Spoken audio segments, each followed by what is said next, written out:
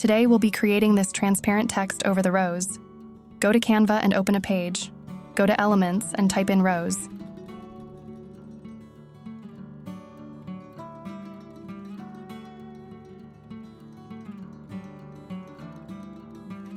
Let's choose this. Let's click the background and choose a background.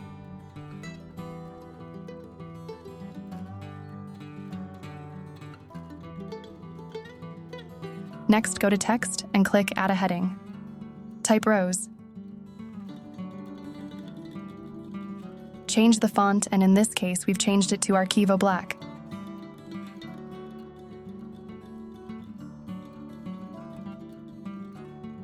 Enlarge it to the size you want. In this case, we want the O and the S to be on top of the rows. Once that's done, place the text in the middle.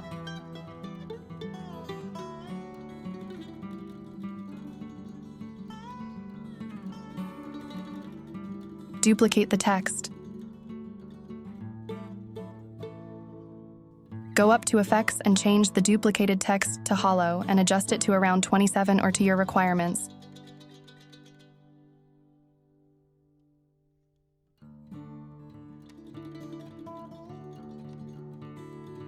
Click the first text, go to Position, and choose the option to send it backward, which is behind the rows.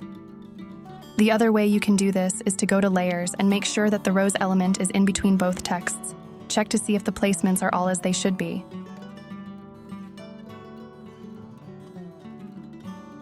Then, place the hollow text on top of the first text and align it carefully. It's now done.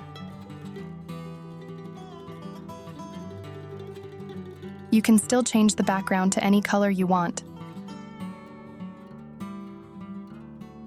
Yellow, red, shades of blue, or gradients. I hope you liked this, and if you did, please subscribe for more text animations in Canva. Thank you for watching.